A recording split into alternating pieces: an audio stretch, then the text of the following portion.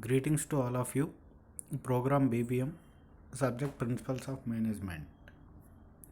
Unit number 5, Controlling. And today's topic is Essentials of a Sound Control System.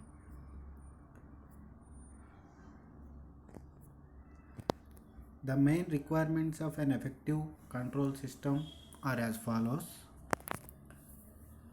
The first requirement of effective control system is focus on objectives and needs. The control system should be focused on the organizational goals and objectives. It should aim the accomplishment of the goals. The control system should be tailored to fit the needs of the organization. That means to say the control system should fit the needs of the organization. For example, the flow of information regarding the actual performance should correspond with the organizational structure. The actual performance of the employees should be corresponded with the organizational structure. That means the flow of information about the employees should correspond with the organizational structure. The technique of control employed should be appropriate to the work being controlled. So the organizational work must be controlled. So according to that, the control system should be. The next requirement is forward looking. The control system should be directed towards future. It must focus attention on how the future actions can be performed. The future actions must be confirmed with the plans. It should identify situations where new plans are needed and should provide data upon which future plans can be based. That means to say the control system should focus on the future actions and future plans. It should devise the plans which are needed for the future, and also it should provide the data which is required for the preparation of the plans. The next requirement is prompt. Effective control system should detect the deviations, and those deviations should be reported promptly. So in the detection and reporting, if there is no promptness, so the corrective actions cannot be taken. So in order to take the necessary actions, there should be a promptness. The next requirement is selective. The control system should be a selective one. That means to say there are deviations. Some of the deviations are little impact and some other have serious impact on the organization. The control system should focus on the critical or strategic deviations only. Only exceptional deviations should require the management attention. If the manager concentrate on all the deviations, it cannot be possible. So only exceptional deviation should be concentrated by the management, and then the management will be more efficient in the controlling of the organization. The next requirement is flexibility. The control system should be flexible one.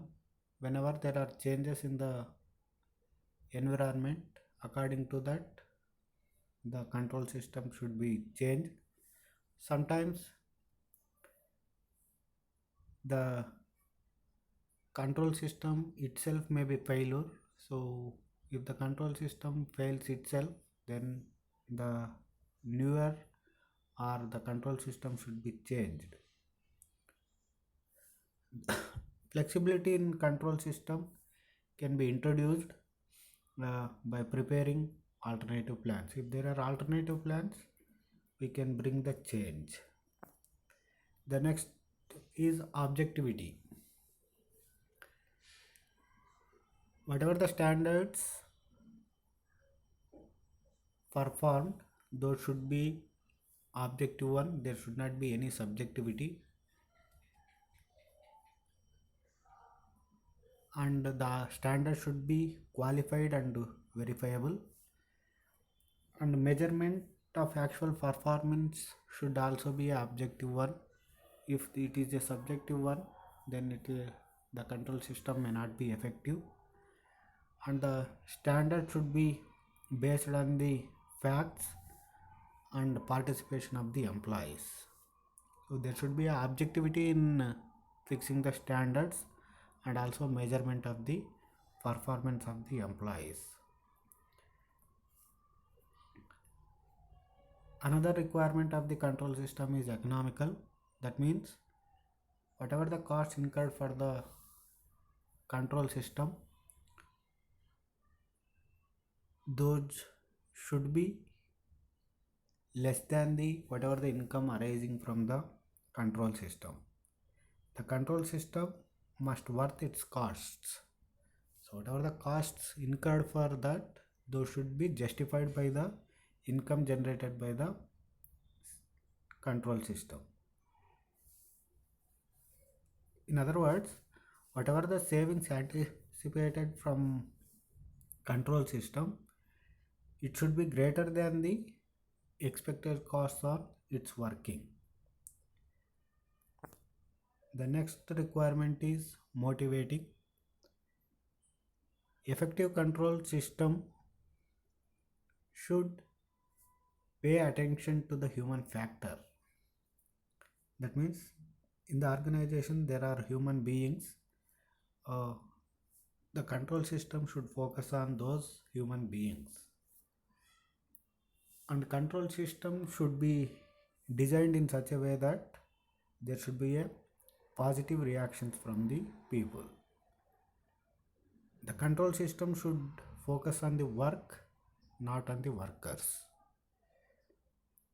and the control system should be free rather than they restrict the actions, and should prevent the mistakes rather than punish the individuals. So the control system should not restrict the actions, it should be free, and the control system should be prevent the mistakes and not the punishing the individuals.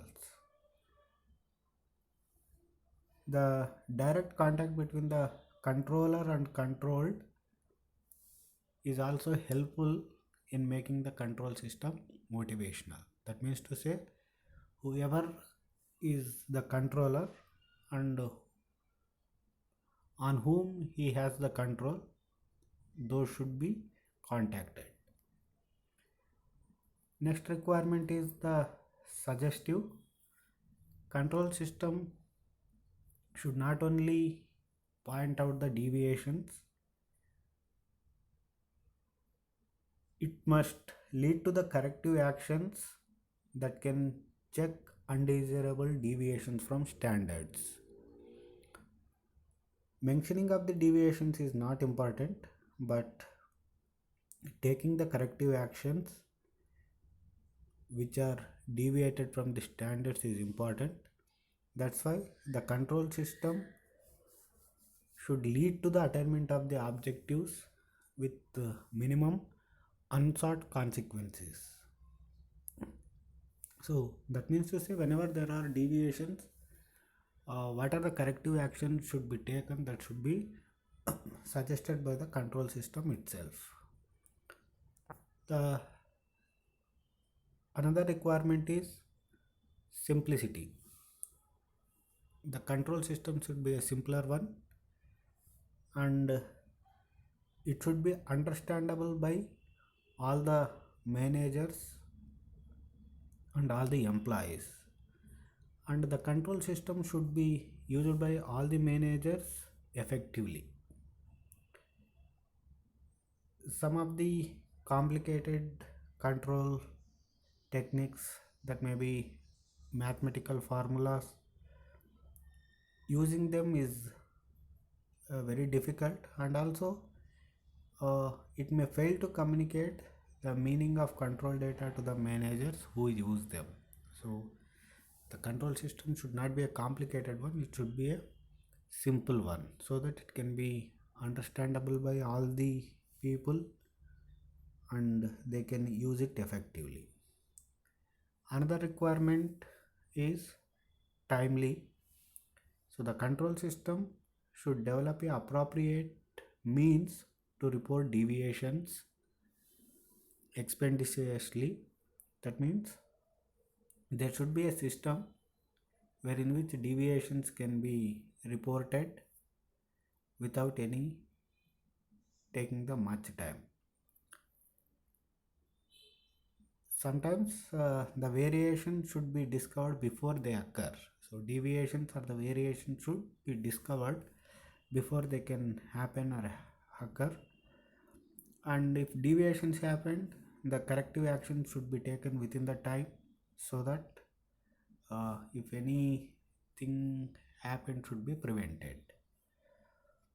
There should be control system